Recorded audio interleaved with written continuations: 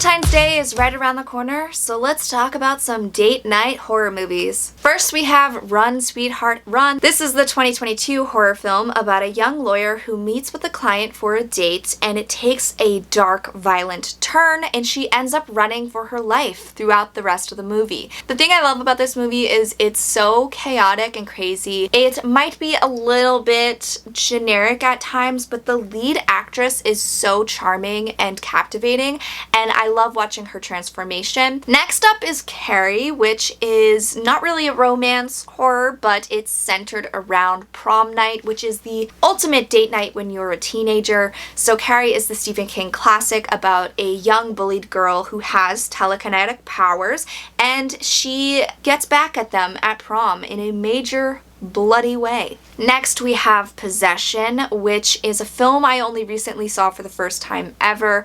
This movie is insanely dark and just stressful as hell. So it's centered around this couple who are in an extremely toxic and abusive relationship. They're going through a very difficult, volatile time when the wife asks for a divorce and the husband will not accept it.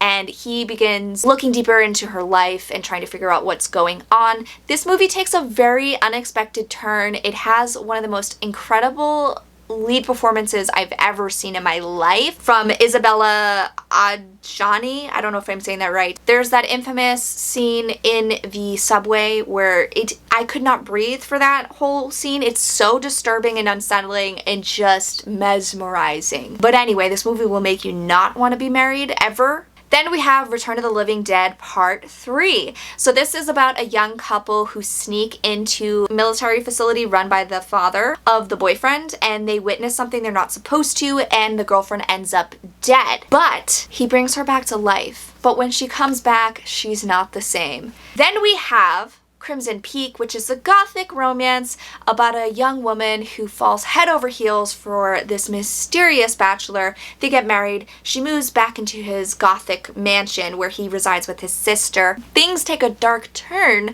when she realizes that the husband and sister might be hiding a lot of skeletons in their closet, and they're probably having sex with each other. Incest. This one might surprise people that it's on my list. It's called Demon Night. I feel like this movie is just the perfect 90s horror. It is set in a cozy single environment in this hotel, and it follows this ragtag group of people who must band together to fend off demons who want this key that belongs to this dude who arrives at the hotel. What I love about it is there's this weird sexual tension between the knight, played by Billy Zane, and Geraldine, who's played by Jada Pinkett Smith. It's one-sided. It's a one-sided infatuation, but that's always stuck out to me. I think this movie is really fun.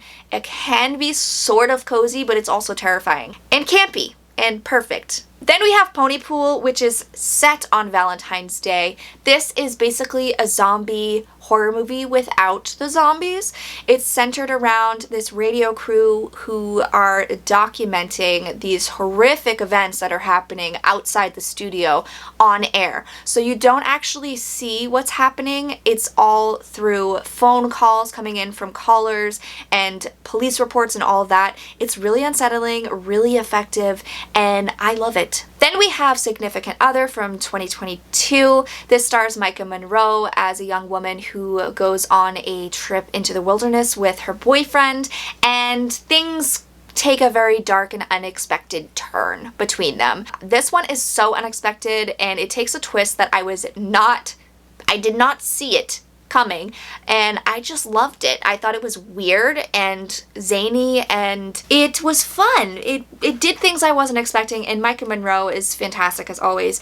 And there's a shark in this movie, so it is a shark movie, FYI. Then we have Honeymoon, which is, of course, about a couple who goes on their honeymoon. One night, one of them disappears. I think they go into the woods and something happens. It's very similar to Significant Other, and when they come back, they're not the same, and things start unraveling. Then we have Bones and All, which is a 2022 horror. This is about a young girl who has the desire to eat flesh. She's called an eater, and she basically sets out to find her mother because she's been abandoned by her father, and it's the first time she's exploring the world by herself, and she's learning about her condition, and she meets other people with her condition, and one of them is Timothy Chalamet, and they get into a relationship together. It may not be the best relationship, but it's interesting to watch it unfold. I feel like it perfectly captures that first love feeling, and it's really dark. It's really depressing, and it might make you cry, because it made me cry. Then we have Bride of Chucky, which is, of course, about our dude Chucky and his bride Tiffany, where they set on a little road trip to try to get back into their original bodies, and they bring this couple into play. I love this one. I think the introduction of Tiffany was just perfectly done.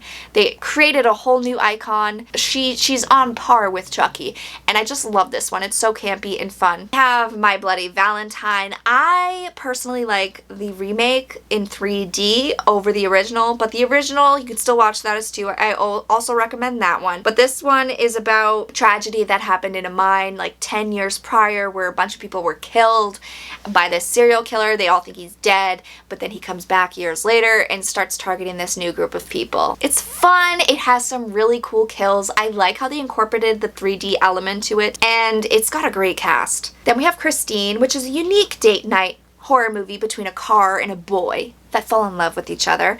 So Christine is based on the Stephen King book of the same name about a young, nerdy teen who gets his dream car, names her Christine, and she's got a mind of her own.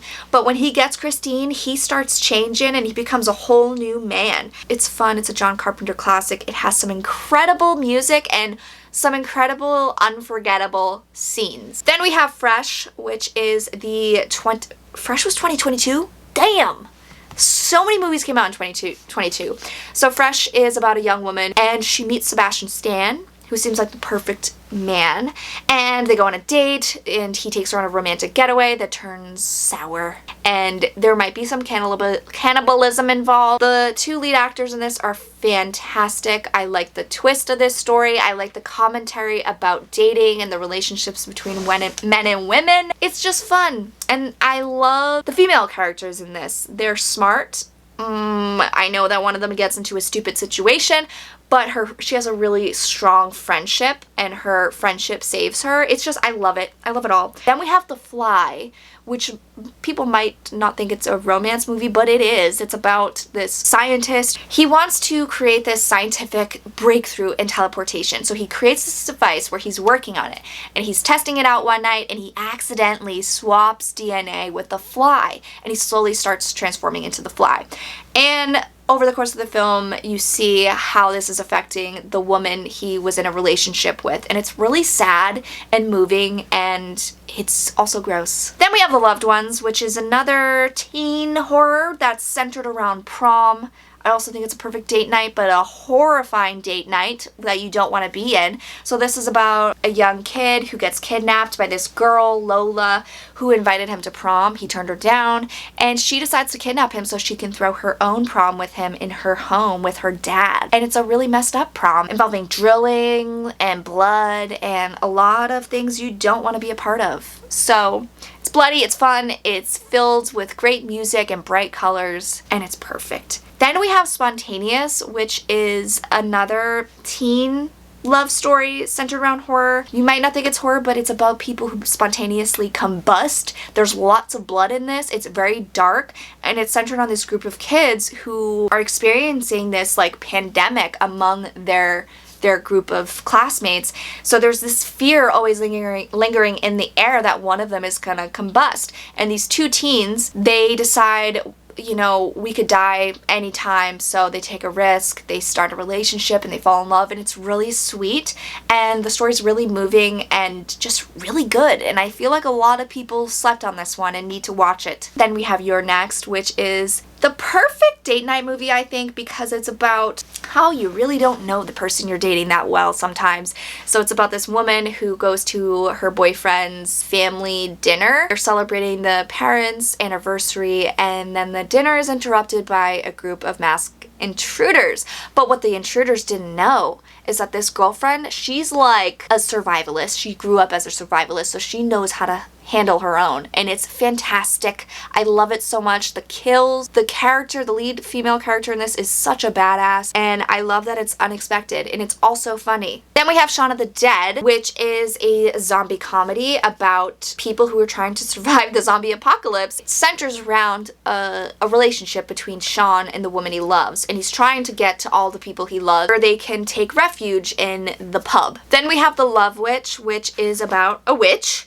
named Elaine. She's beautiful and she's just trying to find the perfect man, and then she thinks she finds one and it goes wrong. It doesn't go as planned. I think this one is really funny. I love the aesthetic and vibes of this movie. It's gorgeous to look at. Elaine, the lead character, is just, she's mesmerizing. She is bewitching. So I just love it, and I love that it talks about the relationships between men and women, and it's fun. Then we have Candyman, which is a different love story. So this centers on a woman who is a student. She's doing a project on an urban legend. She discovers the legend of Candyman. If you stand in front of a mirror and say his name 3 times, he'll come and kill ya. It's just insane the chemistry between Helen, the lead character, and Candyman have, and they're only in like a few scenes together, but there is this weird sexual tension between them, and it's just interesting to watch it play out. It's a tragic love story, I would say. And finally, we have A Perfect Getaway, which is a little bit more thriller than horror, but I love it so much. This is about a group of people who are all vacationing in Hawaii. They're hiking along this trail and they learn of this series of murders that's happening, and there's a killer on the loose. And each couple is so unique in their own way, and they're all kind of questioning each other. Are they the killer or are they not? And then eventually you find out who is the killer, and it's a really shocking, fun twist. Performances in this are amazing. We have Steve Zahn, incredible in everything he does. I love him so much, but he is top tier in this. He's kind of playing against type in this movie, where he's like this timid, scared dude who is kind of reserved.